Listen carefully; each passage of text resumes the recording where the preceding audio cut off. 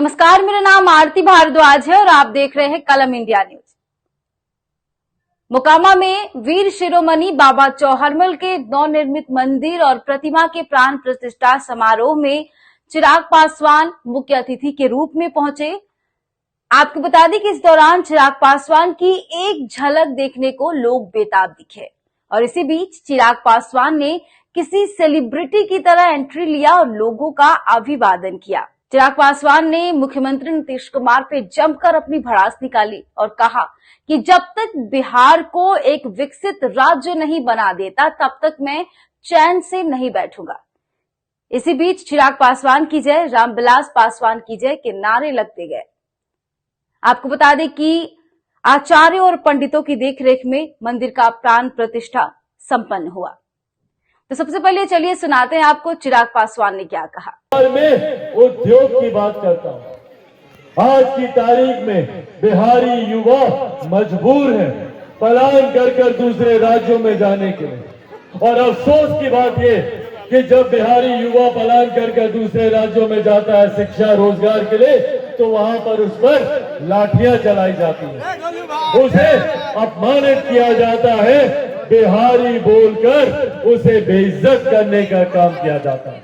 और तो और अफसोस तब और ज्यादा होता है कि जब हम बिहारियों पर दूसरे प्रदेश के लोग ही लाठी नहीं चलाते, जब हमारे खुद के प्रदेश में हमारे खुद के मुख्यमंत्री नीतीश कुमार जी के आदेश पर हम लोगों पर लाठियां चलाने का काम किया जाता है। जब हम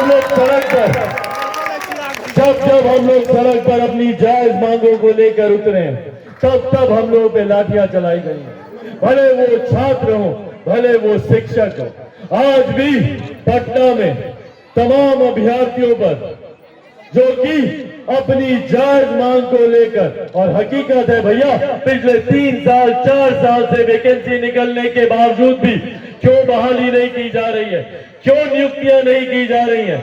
और एक तरफ उनकी नियुक्ति नहीं की जा रही है तो दूसरी तरफ आए दिन नियमों में बदलाव किए जा रहे हैं। पहले सीटेट बीटेट था, उसके बाद बीपीएससी को जोड़ दिया गया, और आज जब हमारे अभ्यर्थी उसकी तैयारी कर जा रहे हैं तो उसमें डोमिसाइल को उसमें हटा दिया गया कि भैया बाहर के भी लोग आएंगे, वो भी उसमें परीक्षा दे सकते हैं। तो भैया बिहारी जाएगा कहां? अगर बिहारियों को बिहार में भी रोजगार नहीं मिलेगा, दूसरे प्रदेशों में अपमानित किया जाता है, तो कहां जाएगा बिहारी? ये सवाल मुख्यमंत्री नीतीश कुमार जी से पूछना जरूरी है। आज जो लोग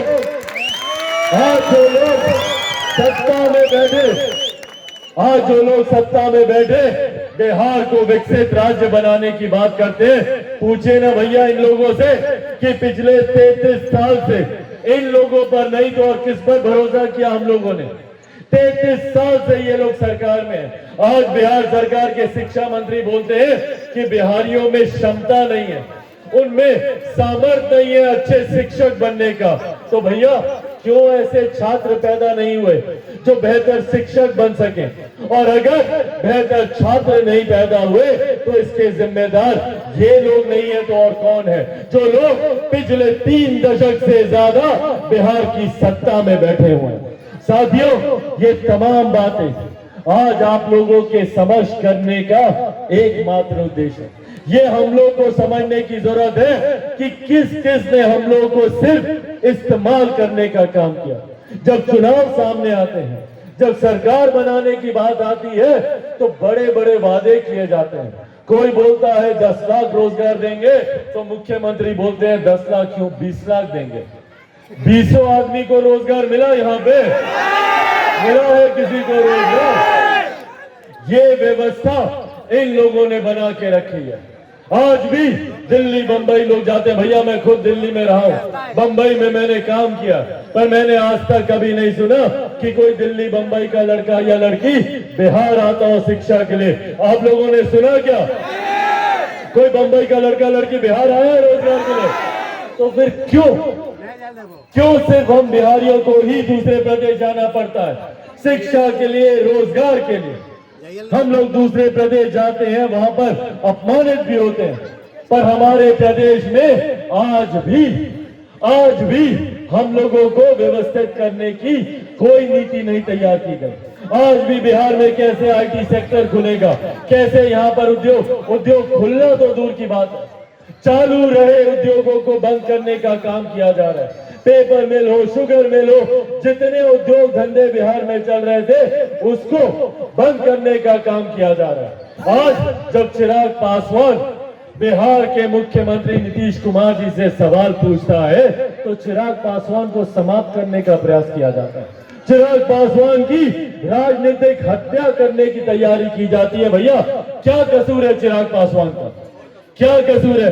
यही कसूर है ना कि चिराग पासवान बिहार में बेहतर शिक्षा की बात करता है, बिहार में ही बिहारी युवाओं के रोजगार मिलने की बात करता है, बिहार में उद्योग खुलवाने की बात करता है, बिहार की स्वास्थ्य सेवा को बेहतर करने की बात करता है, महिलाओं के सम्मान की बात करता है, किसानों के अधिकार की बात करता है, मजदूरों के अधिकार की बात करता है, बुजुर्गों के सम्मान की बात करता है। और सिर्फ इसी कसूर की वजह से बड़ी बड़ी शक्तियां एकजुट हो गई है चिराग पासवान को समाप्त करने के लिए। बड़ी बड़ी ताकतें लगी है कि कैसे चिराग पासवान को समाप्त किया जाए। कैसे करेंगे भैया? चिराग पासवान के पास ना कोई आय से ज्यादा संपत्ति है, ना कोर्ट कचहरी में हमारे खिलाफ कोई मुकदमा चल रहा है। तो रणनीति तैयार की गई कि चिराग पासवान के परिवार को तोड़ दो, चिराग पासवान टूट जाएगा। नहीं टूटा चिराग पासवान।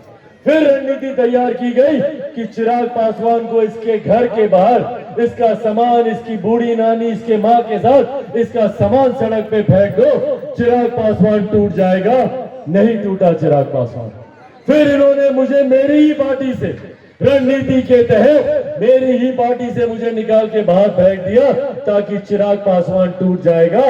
नहीं टूटा चिराग पासवान, क्योंकि जो लोग सोचते हैं भैया चिराग पासवान टूट जाएगा, वो लोग भूल जाते हैं कि चिराग पासवान शेर का बेटा है, रामविलास पासवान का बेटा है।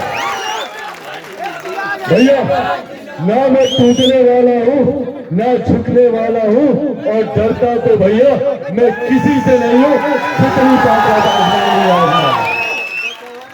हकीकत है, सर पे कफन बांध के निकला हूँ, कफन बांध के निकला हूँ कि जब तक बिहार को विकसित राज्य नहीं बना दूंगा तब तक मैं भी चैन की सांस नहीं लूंगा।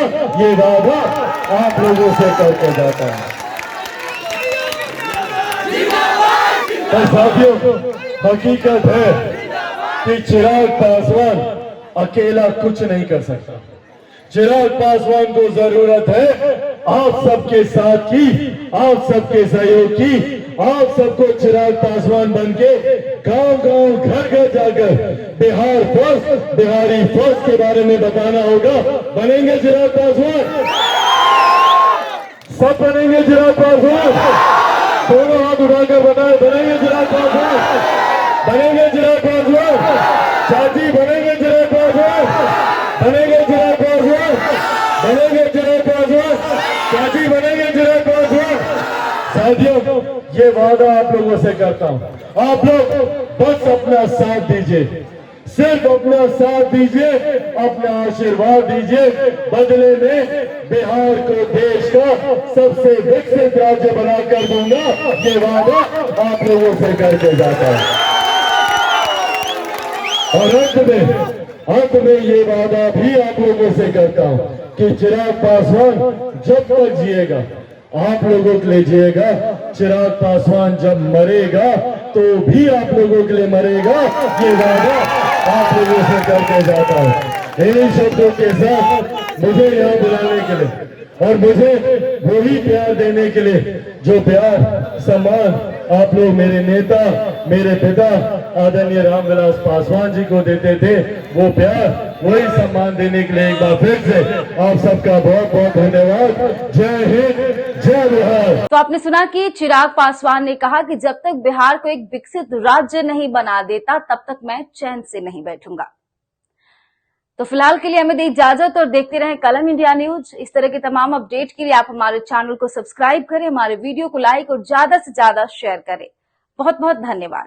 नमस्कार, मेरा नाम गरिमा है। मैंने इस बार यूपीएससी की परीक्षा में ऑल इंडिया रैंक सेकंड हासिल की है और मैंने अपने इस जर्नी में परफेक्शन आईएएस से आंसर राइटिंग के दौरान मदद ली थी और मेंस पर फोकस करना बहुत इम्पॉर्टेंट है बिकॉज मेंस का स्कोर ही आपको इस रैंक तक या आगे पहुंचा सकता है। इसके अलावा आई थिंक जो अभी अपकमिंग प्रीलिम्स है उस पर भी आपको काफ़ी फोकस करना चाहिए, बट अल्टीमेटली जो गेम चेंजर होगा वो आपके लिए वो आंसर राइटिंग फॉर मेंस ही होगा। तो आपके पास एक बहुत ही एक्सपर्ट गाइडेंस है परफेक्शन आईएएस के अंदर, आई थिंक, एंड मेंस पर फोकस करना इज वेरी इंपॉर्टेंट।